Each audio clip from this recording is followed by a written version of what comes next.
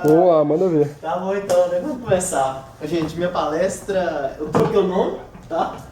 Dicas para iniciantes em Ruby on Rails. Vou me apresentar rapidamente porque eu vi que eles fazem isso, né? Meu nome é Daniel Faioli, viu? Eu sou... Primeira vez que eu faço isso, palestrante de primeira viagem. Eu desenvolvo em Ruby on Rails há só 2 anos.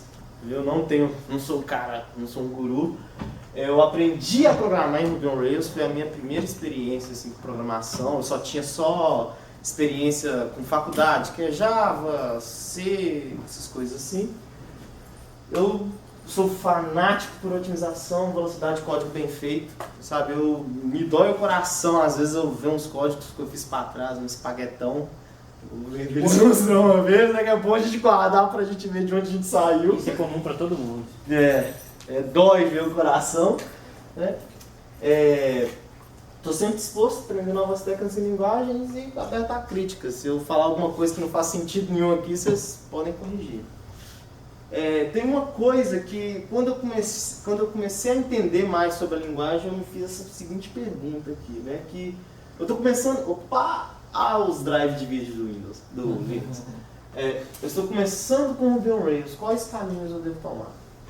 Sabe, isso eu acho que é muito comum hoje, né? Porque por causa com a internet, né? Muita gente aprende a programar na internet, vai no Railscasts, ou então procura lá, fazer um blog com, sei lá, Python, Rails. E aí, tipo, o cara tem aquela experiência de internet, né? Não teve como se diz, não teve um cara experiente que foi lá e falou as coisas para ele, não, segue esse caminho que você vai estar bem. Então eu vou dar algumas dicas que eu acho que para mim foram muito válidas. A primeira, né, Ruby, comentário, Rails, né, é que pelo menos quando eu comecei a programar, é muito comum, não sei se alguém que programa em Rails, é tipo isso, não sei se no início vocês faziam isso, era tipo assim, ia procurar um método, Rails, espaço, alguma coisa, tipo assim, eu quero fazer isso aí, Rails, espaço, alguma coisa, mas o que a gente às vezes esquece é que simplesmente Rails é Ruby, saca? E aí o Rails, pra você ter ideia, ele adiciona, se não me engano bem, em torno de uns 80 métodos, né, a classe string. Então assim, é muita coisa. E às vezes você pode resolver um problema que às vezes seria simplesmente resolvido em Ruby, se você somente procurasse lá Ruby, aí ele ia te dar um código cru lá, entende? Com isso, você aprende as boas práticas da linguagem original, que automaticamente te dá boas práticas em Rails.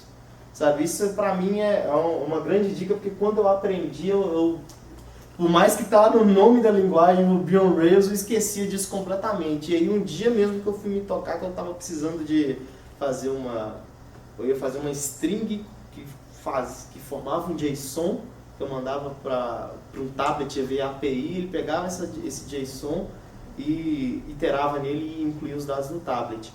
E aí eu precisava de fazer uma substituição lá de caractere violenta na string. Eu falei, velho, não tem nenhum método em Rails que faz isso. Eu pensei em usar QG super horroroso, aqueles negócios, passar parâmetro com interrogação. E aí depois eu vi na própria biblioteca do Ruby tem um método de substituição que, se não me engano, barra invertida S, que ali você pode colocar qualquer string dentro daquele barra S. E aí pra mim, poxa, é mesmo, né? Ruby é Ruby on Rails, né? A segunda dica é entenda as boas práticas do MVC. Sabe, eu pelo menos, igual eu te falei, eu comecei a programar em Rails. Então, todo o conceito que eu tinha antes era só de faculdade. MVC, o que é MVC? Model View Controller, aí pá, pronto. Você vê aquele trem bem superficial na faculdade, e aí quando você pega uns livros tipos da Casa do Código lá, colocando sua aplicação nos trilhos e tal, o cara só fala assim, que modelo é onde você coloca as funções, a view é onde você mostra para os dados, você mostra para os clientes, e o controller deixa para lá, sabe? Então assim, pelo menos a minha experiência é que eles não falam muito bem quais que são as definições real de cada um, porque pode parecer muito bonito no papel, né? Mas quando você vai ir para uma aplicação real, tem lógica no controller, tem lógica na view, o model faz um monte de coisa que não era para fazer, e aí fica aquela bagunça. Então, eu vou até colocar um exemplo aqui de boa prática.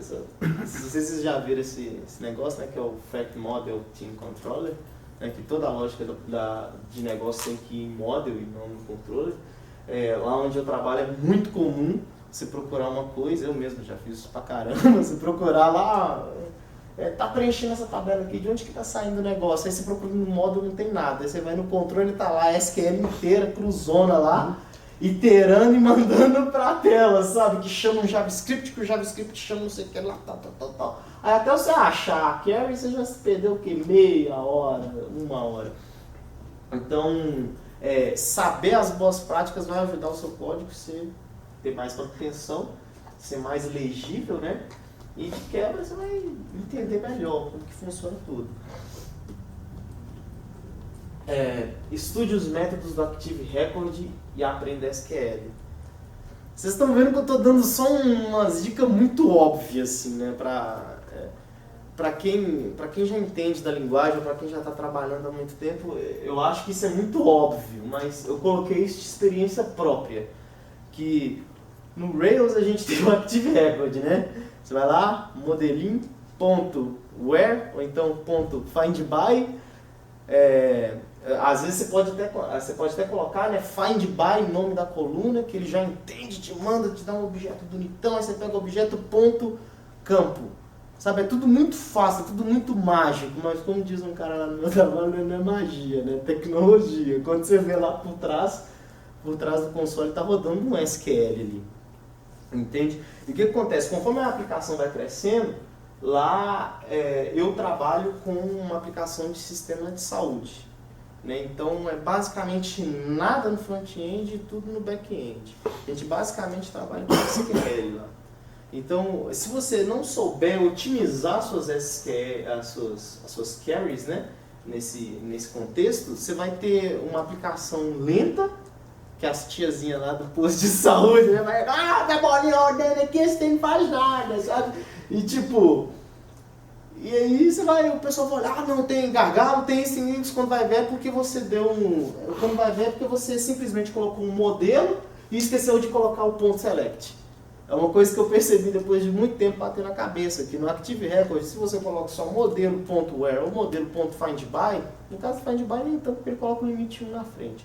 Mas quando você coloca só o .where, ele assume que você quer todas as colunas. Então, lá na empresa, nós temos uma tabela de pacientes que tem aproximadamente 150 campos. Estou jogando para baixo. Fora os joins que você tem que dar, né? Porque é tudo código e às vezes uns descritivos, outros não. Então, imagina, se toda vez que eu for pegar o nome do paciente para exibir numa coluninha ali, eu dou um select all nessa tabela. Então, assim, lá é muito comum você ver umas telas que demoram horrores para abrir, e quando vai ver é porque tem o nome do paciente lá, o que ele fez, e porque o cara esqueceu de colocar o ponto select lá na query que ele fez. Então toda vez ele dá um select all, e aí recarregou a página select all, e aí ele mudou alguma coisa select all. E aí isso só vai gerando peso no banco, gerando peso na aplicação, sem contar, né, no consumo, né, da aplicação, que vai aumentar pra caramba, vai virar um memory hog, né? Uma coisa também que quase ninguém, que muitos desenvolvedores iniciantes não conhecem, é o tal do N1 Carries. Não sei se todos vocês já ouviram falar disso. Para mim foi um conceito que eu aprendi há pouco tempo atrás, que é quando o desenvolvedor ele instancia um objeto com ele instancia uma coleção com vários objetos e itera sobre esses objetos. E lá dentro desses objetos ele vai utilizar relacionamentos daquele objeto. Para cada vez que ele iterar, ele vai fazer um SQL. Então, por exemplo, vamos supor que você tem 1000 pacientes. E aí você precisa de ir na tabela de exames que aquele paciente tem. E aí, às 1000 vezes, ele vai dar o join. Então, isso se torna extremamente pesado, extremamente custoso, extremamente demorado depois de um tempo. Entende? Então, saber as boas práticas do Active Record, saber os métodos que existem, sabe? Que eu, particularmente, eu aprendi naquele Railscasts, né? Esse selectzinho aqui, ó. O Ryan Bates não usa em momento nenhum, porque ele só te ensina a fazer, sei lá, lista de tarefas, blog, sabe? Um negócio que usa 3 campos no banco. Então, para ele realmente não importa se ele for pegar 3 campos, se ele for pegar 1. Mas esse é um dos métodos, é uma das coisas que eu, particularmente falando, nunca vi nenhum tutorial de Rails na internet falando de tomar esse cuidado na hora de fazer, na hora de usar o Active Records. Participe da comunidade, né? Que todo mundo já tá bem, né? Já tá aqui nesses meetups. Eu comecei a participar da comunidade, eu descobri essa comunidade através de um amigo meu lá do serviço e desde então eu tenho incentivado todos os desenvolvedores, inclusive um lá do meu serviço ia vir aqui hoje, só que eu acho que ele foi colocado de última hora. Ele está aprendendo agora, ele era desenvolvedor Delphi e está aprendendo web. Né? Existe a comunidade do Ruby on Rails no Brasil, no Facebook. Eles são bem menos sentimentais que o pessoal do Stack Overflow.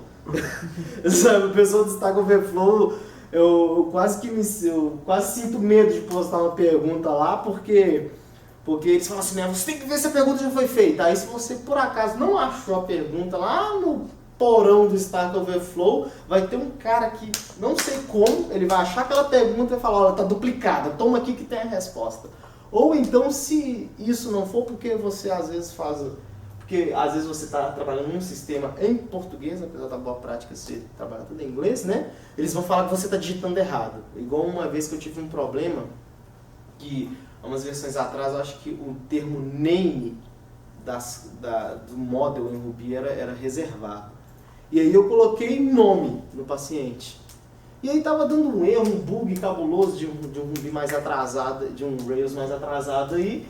E eu perguntei no Stack Overflow, e sem brincadeira, eu devo ter tido umas 5 respostas assim, você não está digitando errado? Você não está digitando nome errado? Né?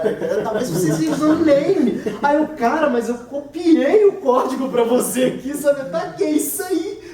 Aí depois eu descobri que atualizando o Rails lá eu resolvi, sabe? Eles tiraram esse detalhe, acho que era no Rails 4.0.2, assim, coisa pouca mesmo.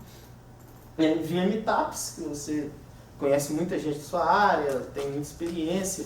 Eu acho extremamente importante para o nosso meio, né? Porque o pessoal enche a boca para falar de comunidade open source, mas open source, ser uma comunidade unida, não é nada mais, nada menos que um código para você olhar lá, né? É um quadro, sabe? Então, assim, para se envolver mesmo na comunidade, eu tenho tentado participar mais da comunidade, porque é muito bom, você conhece pessoas que estão dispostas a ensinar. Lá no Ruby on Rails Brasil mesmo, outro dia eu vi alguns posts de um cara que ele postou sobre como você começar com testes no Ruby on Rails. Eu particularmente estou aprendendo essa área ainda, e você não acha lugar nenhum na internet que quer te ensinar isso. Você só acha só uns livros pagos. A documentação é muito fraca para isso. A documentação é extremamente fraca. É um negócio esquisito, você não sabe qual switch que você usa, se é mini-teste, se é RSpec, se é aquele troço que o Rails usa lá, que é o teste alguma coisa, test case. Então assim, você fica perdidaço, todo mundo fala, não, desenvolvedor Ruby on Rails tem que testar, porque tem que testar. E aí, beleza, onde é que eu vou achar isso? E aí lá eu achei um post, o cara, em toda a sua humildade, que ele falou que ele ainda não sabia, ele me ensinou a testar. Eu usei as genes recomendadas por ele, e os exemplozinhos lá, e agora eu estou aos pouquinhos aprendendo. Tome cuidado com os helpers. Não sei se aqui vocês têm o costume de fazer isso, mas pra mim é a primeira vez que eu vi um helper. Eu tipo assim, cara, isso vai resolver todos os problemas da minha vida, né? Você vai lá, dá um loop nos content tag lá e sai criando aqui, ainda mais bootstrap, né? Que é um tal de usar div, dentro de div, dentro de div, dentro de div, que forma aquele bolão de código.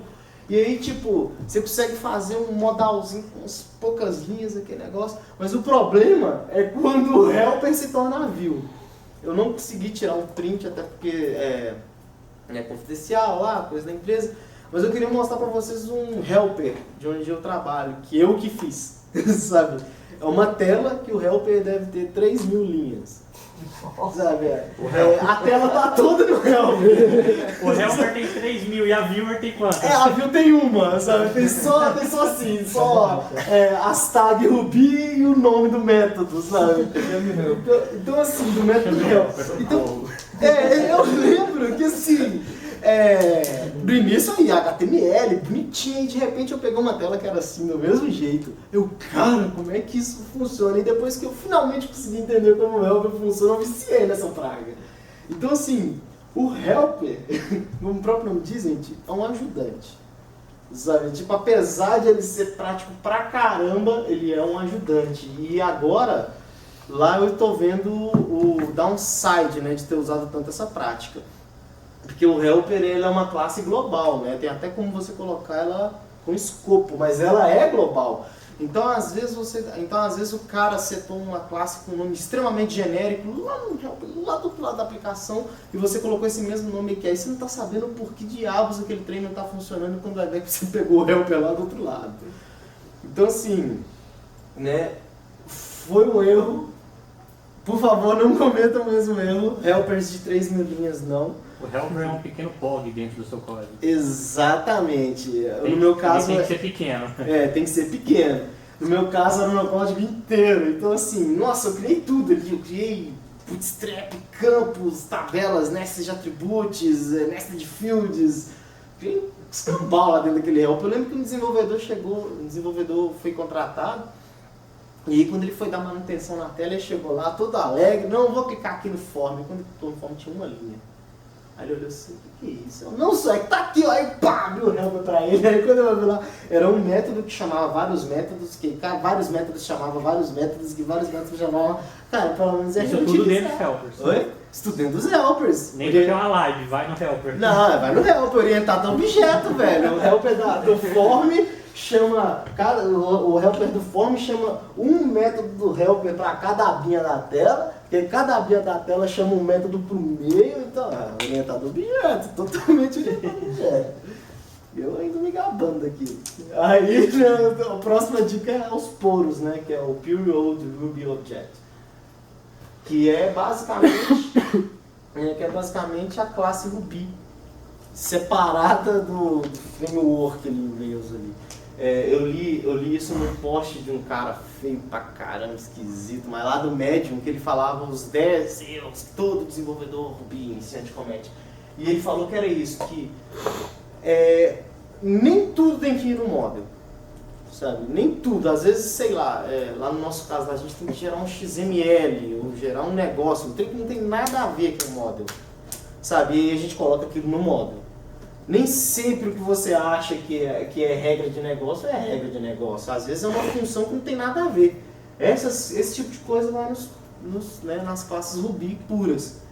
Elas vão ajudar você a deixar o seu projeto mais organizado, a deixar o projeto mais limpo, né, e mais fácil de dar manutenção.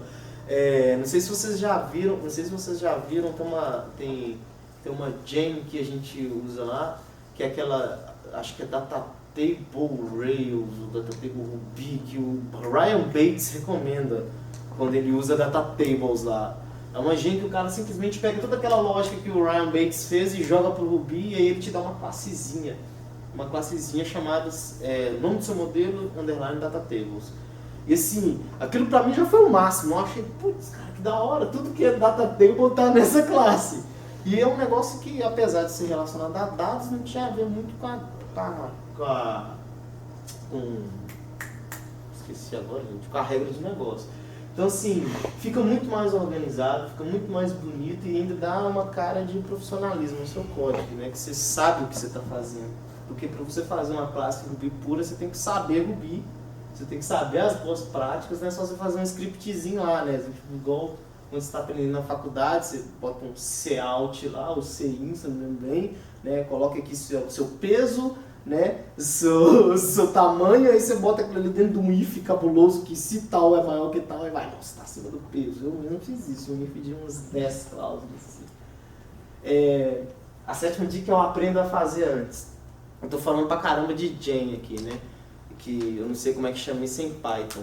Mas isso aqui eu tirei de uma gen que todo mundo usa, que é a device. Lá no device tem essa cláusula aqui que eu tirei o print, eu não estava inventando. Ele fala assim, que se você está começando com erros, nós não recomendamos você usar o device. Você tem que saber o que está ocorrendo primeiro antes de você recorrer a uma gen. Não que você vai reinventar a roda e fazer tudo de novo, porque você vai perder tempo. É claro, você já tem uma gen feita, para que você vai refazer um negócio?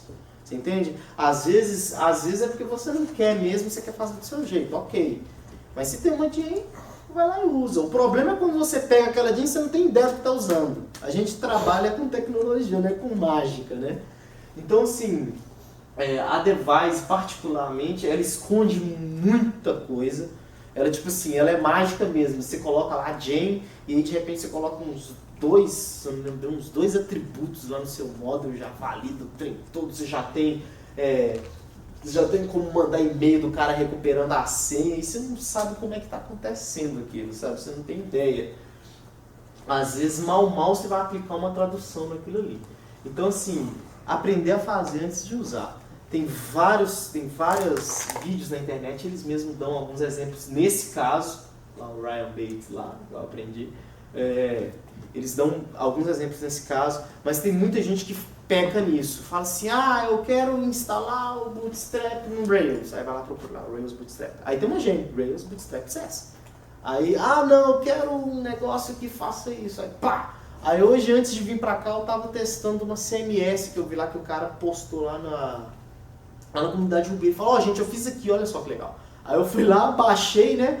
Dei o bundle install, rodei o install, ele gerou uma porrada de... Ele gerou a CMS inteira pra mim. E aí eu fui lá na minha aplicação pra ver, cadê o código do negócio? Não tá lá não, tá tudo escondidinho, sabe? Você tem que mexer nas configurações pra você ver o que tá acontecendo. E aí você perde muito quando você usa gen assim cegamente, porque você perde a oportunidade de aprender alguma coisa. A Device mesmo, para mim, para desenvolvedor novo, afaste dela, sabe? Aprende a fazer na mão mesmo, aprende a mandar e-mail, aprende a redirecionar o clique do e-mail para o seu site, aprende a fazer sessão, aquele negócio todo, sabe? Porque senão você vai ser cruzão sempre. O cara vai chegar para você e te perguntar sobre sessão de HTML, sobre cookies, etc. Essas paradas assim, você não vai saber nada, não sabe o que está acontecendo. Use o console, né? Que eles falam, né, que quem está disposto a mexer a Ruby, eu não sei se Python assim, provavelmente, tem que estar disposto a usar a linha de comando, e é isso mesmo, sabe? Usar o console IRB ou então Rails C, sabe? Para estar testando tudo que você faz. Se você não sabe, vai lá, procura a biblioteca e começa a testar até dar certo. O console é muito meu amigo. Ele me ajuda a testar muito código antes de eu fazer qualquer cagada, sabe? Às vezes eu dou um Ctrl+C, Ctrl+V lá mesmo e vejo o que ocorre. Saber usar o console para desenvolvedor Rails e Ruby eu acho que é essencial. Quase que o debug, né? No Java tem lá as coisas bonitinhas lá no NetBeans, eu não conheço outras, só tive contato com Java, sabe? E ele é bem visual, diferente do Rails, né? Você tem que meter a mão na massa, então use o console. Aprenda a usar o Bybug ou outra ferramenta de debug. Até um tempo atrás, eu nem sei se o Bybug existia, porque eu nunca usei. Aí eu, de repente, apareceu lá nos projetos como padrão do Rails. O Bybug é uma ferramenta de debug, que você coloca lá o Bybug no meio do seu código e ele trava ali no console. Aí você vai lá no console e você consegue debugar. É muito feio, é linha de comando mesmo, sabe? Não tem nenhum botão, não tem F8, não tem F10, é feião mesmo. Mas ajuda pra caramba, porque às vezes você não sabe onde que tá dando erro, você não sabe o que aconteceu com o seu código e só ali que você vai conseguir revisar melhor. Então assim, eu acho que é essencial o desenvolvedor saber. Antigamente eu via, o que mais me deixava assim, me perde a paciência. Até hoje eu conheço um cara que testa o código colocando mensagenzinha no meio do código. Coloca lá, putz, passou aqui, putz, deu errado. Putz, alguma coisa. Aí ele deixa passar aquele trem todo aí ele vai sair procurando o putz dele, sabe? Aí eu, nossa. Vive de putz. Oi? Vive de putz. Vive de putz. E sim. E às vezes é uma SQL violenta, o trem demora pra rodar. E passou, aí passou rápido assim. Aí o console já não pega mais as linhas pra cima, sabe? Tem um Bybug bom que você consegue verificar os objetos em tempo de execução. A hora que ele para, você consegue verificar o objeto que foi carregado, senão... Vai bug, né? Então isso isso mesmo. facilita bastante. Nossa, facilita demais. Pra mim, assim, depois que eu descobri o bybug, eu praticamente não uso putz mais, sabe? Então, assim, é uma ferramenta que pra mim tem que ser muito explorada. E a última dica é o faça testes, né? Que, assim, foi o que eu ouvi, essa também serve pra mim, é que o Rails, ele quando você cria qualquer coisa pelos geradores dele, ele já cria uma classe de teste para você. É padrão dele, ele já assume que você vai testar aquela bagaça. Qualquer controller, model, tudo que você gerar, ele já vai...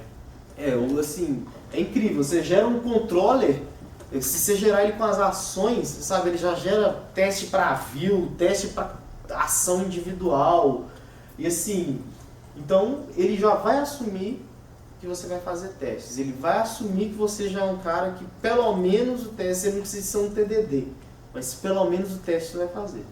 Então assim, é essencial para um desenvolvedor para aprender. É claro que isso aqui assim, tem pouquíssimo material na internet, não tem quase conteúdo nenhum em português, sabe, agora para achar alguns, e os conteúdos em inglês geralmente são de 2012, 2011.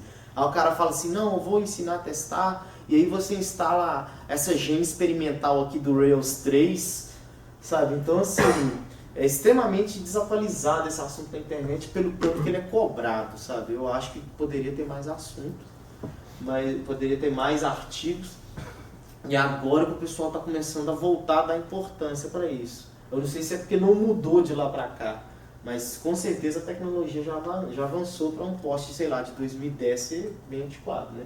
Então, assim, aprender a fazer testes. Eu estou ainda penando com isso. Meu tempo de desenvolvimento dobrou, triplicou, porque eu fico tentando entender o que é aquele zit, should, do, aquele trem esquisito lá.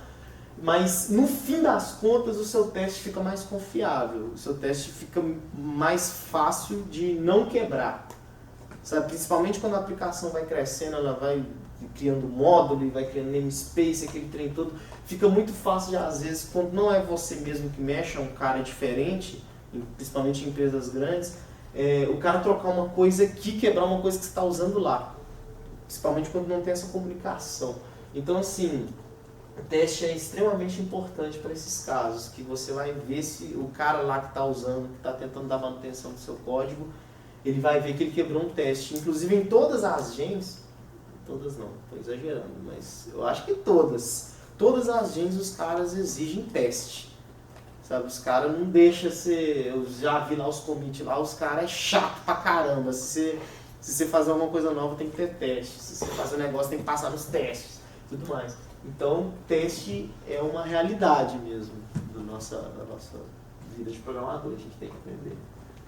Então, é isso que eu ia falar. É bem básico, igual vocês viram, não tem muita mágica não, mas eu acho que é umas dicas que com o tempo você vai viciando num certo modo de desenvolvimento e você esquece algumas dessas coisas. Ou às vezes você já está com aquilo integrado na sua vida, né? E aí você esquece que o cara que está do seu lado ali, que começou a programar 3 dias, sei lá, programar 1 mês, 2 meses, 3 meses, ele não faz ideia disso.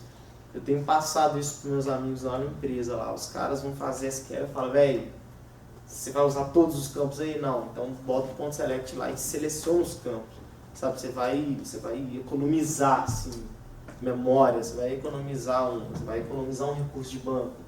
Ah, não sei que lá, testes lá a gente ainda não implementou, mas fala, não, velho, não bota esse putz não, usa um bybug, sabe? Eu acho que é função nossa como desenvolvedores, até você estava falando, né, que hoje no Brasil a gente não tem uma cultura de TI, né? Nós não temos uma cultura de que a informática é nossa amiga, os caras querem o SAP, né, o Sistema Avançado de Planilhas, sabe? Então se nós como Big Brothers mesmo, tá ensinando esse pessoal que está entrando agora, sabe? Eles vão virar melhores programadores, que vão ter mais prazer na profissão, que vão, sabe, tá evoluindo mais essa cultura, porque é isso que vai chegar. A gente A gente tem que ter programadores que tenham prazer de fazer o que eles fazem para falar para os outros, olha, usa desse jeito que é melhor. Porque se você é um programador que vai para o serviço todo dia para corrigir código espaguete, para corrigir coisa mal feita, para fazer coisa mal feita que você sabe que vai durar um mês, daqui a um mês vai dar pau, sabe? Você não vai falar para usar. Você não vai falar para usar aquilo. Como é que você sabe que você está fazendo um trem ali que vai dar pau mais tarde? Por que você vai usar aquilo? Então, assim, eu acho que é hiper importante a gente estar passando essas boas práticas para frente, mesmo que sejam tão simples como essas. É isso, gente. Valeu.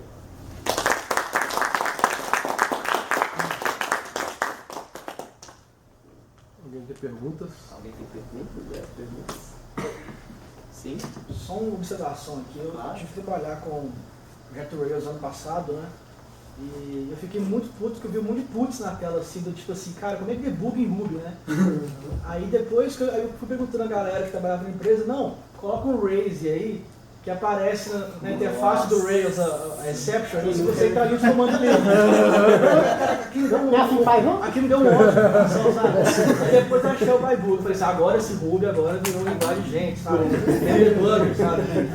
Meu Deus, cara, que raiva que me dava aquilo. Eu não uso Bybug, eu uso PryRails. Tá. Eu acho que ele incorpora algumas coisas do Bybug e tem algumas coisas a mais. Você consegue navegar no stack, você consegue ir para classe mais aninhado, chamado. Eu acho melhor que o Bybug. Eu coloquei o Bybug porque é o que vem com É porque ele é o né? padrão do Rails, né? Mas acho que eu prefiro o PryRails do que o PryRails. Eu já ouvi falar dessa Gene já, só que eu nunca... O Pry.bind, né, que você faz? É, você usa bind.pry, É isso. O Raise foi sacanagem. Você piorou, né, a situação. Exatamente. O cara queria depugar, mas quebrou tudo mesmo. Nada está tão ruim que não possa piorar. Exato. Gente, é isso. Uma dúvida. Sim. Qual que é a maneira correta, então, de se utilizar Helper? Não Qual a usar. finalidade correta? Ô, velho, o Helper, como o próprio nome diz, ele é um ajudante, sabe? Às vezes é para você fazer... Eu, particularmente falando, eu uso o Helper para uma coisa que eu vou reutilizar bastante. Tem que ser uma coisa genérica que eu vou reutilizar bastante. Por exemplo, eu gosto de fazer, às vezes eu uso o Bootstrap, fazer um helperzinho para chamar um modal. Aí, em vez de eu fazer um modal em cada página, eu só coloco um helper e passo meus parâmetros. Sabe? Eu creio que o helper, ele, como o próprio nome diz, ele é um ajudante. Ele não é feito para ser a view completa, ou então um controller completo. Ele é feito só para ter métodos ali que vão te ajudar em momentos bem específicos, de preferência que sejam reutilizáveis. Não sei se eu estou falando. Assim, eu tenho uma grande crítica com o Helper, porque ele é global. E aí você falou que é um problema. Acho que 99,75% das vezes você consegue substituir um Helper por um Presenter, por exemplo. E aí é mais orientado a objeto, você consegue testar. Um Helper você não consegue testar, é muito difícil. Verdade. Pra você testar, usar um Presenter é mais fácil. O Presenter, ele já é um pouco mais avançado, né, no Rails, né? Você não tem nenhum, como se diz, eu já procurei também sobre os Presenters e sobre tem uma outra classe, o Decorators, né, que falam, não tem muito conteúdo na internet, sabe?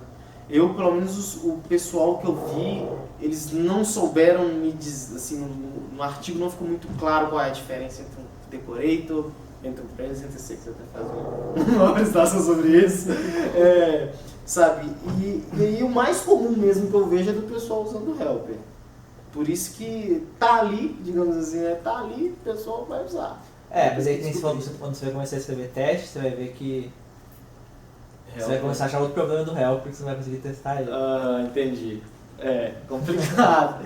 Mas é isso, eu só terminando de responder essa pergunta, eu acho que, já que o Guilherme falou que, né, de preferência não use, mas se necessário utilizar, creio que seja uma coisa que possa ser reutilizável em vários lugares diferentes. Não vai ficar fazendo uma coisa para cada lugar no Helper, não. Se você for fazer isso, usa outra coisa, usa outro presente. Tipo um Helper para lançar exceção com erro, né? Tipo isso aí mesmo. Um helper que chama outro helper. O helper que chama outro helper, pode ser também. O helper que chama. Faz mais que ele. Eu faço. Eu não sei nem se é boa prática, mas eu gosto, por exemplo.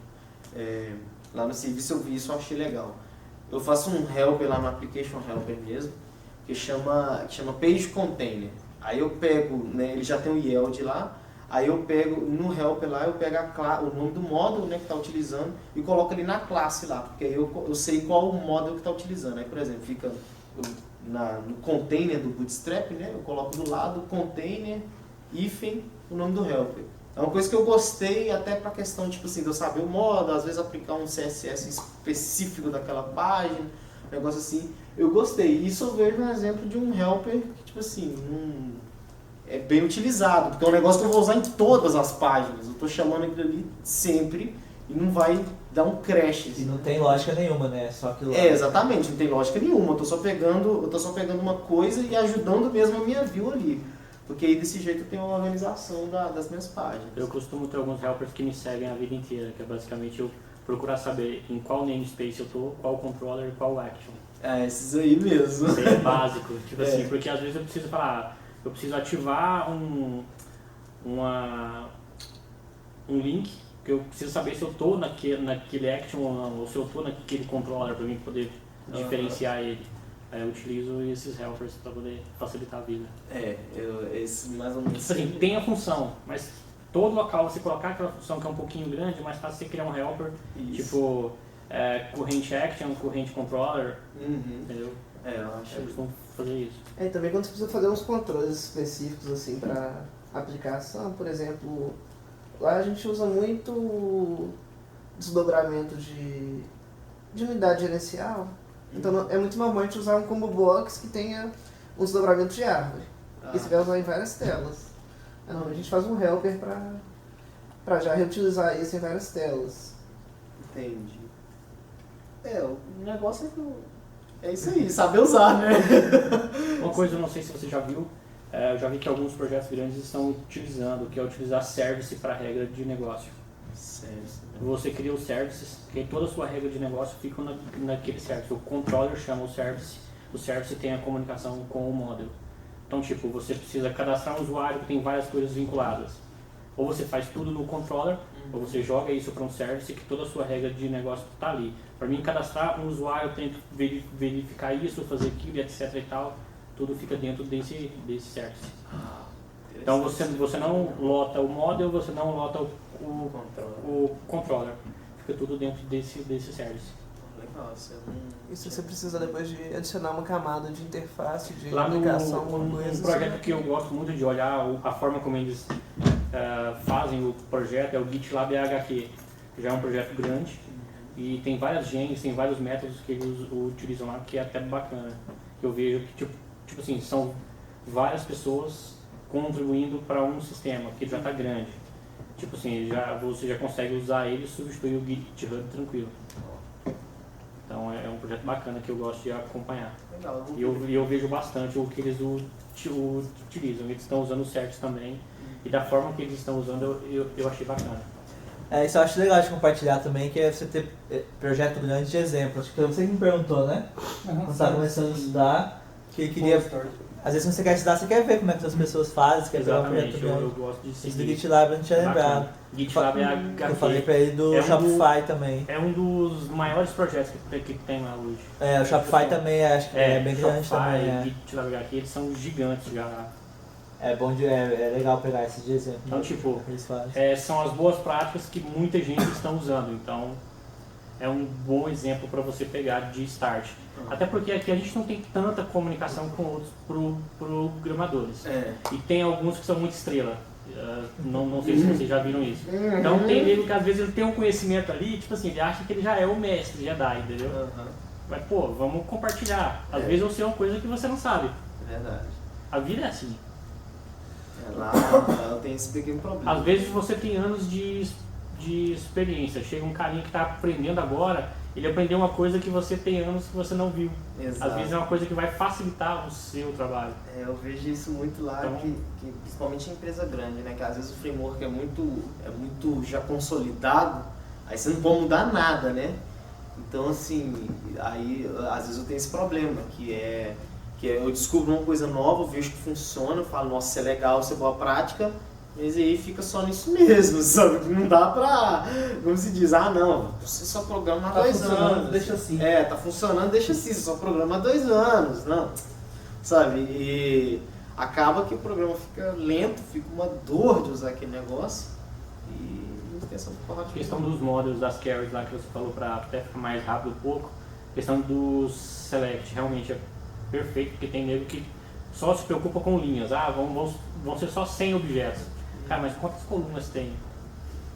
O volume de dados que você vai estar trazendo, você quer usar 2 campos, o negócio tem 50 colunas, só peça os 2 campos, facilite. E também tem uma outra questão, quando você tem relacionamento, tem muitas pessoas que não fazem. Às vezes você vai lá na viewer, você só chama, vamos supor, o usuário. Na viewer você faz o loop e você fala, eu quero saber o usuário, sei lá, os itens que tem vinculados a ele. E ele se esquece que para cada usuário ele vai fazer 1 milhão de consultas. É verdade. Aí você pode fazer include, que ele já faz a pesquisa anteriormente, já traz ela pronta. Então ele não vai ficar fazendo aquele monte de select. Eu aprendi isso recentemente mesmo. Então Antes de você dar faz um o hit, include lá e traz faz o tudo. include, ele já adiciona Nossa, tudo no agiliza objeto. demais, é muita, a diferença é brutal. Eu vi, isso aí é realmente uma coisa simples, né? Que é igual eu te falei. E é onde você não encontra muita documentação falando sobre isso também. Inclusive eu estava vendo outro dia lá, eles falando que o includes é um método inteligente, né? Tem outros também que é o preload, igload, um negócio assim. Só que para cada um é um jeito diferente. O includes ele é um jeito que ajuda todo mundo. Ele é básico e simples de você usar. É. Não tem dificuldade nenhuma. Aí, Agora deixa o pessoal. Pra próxima. a próxima.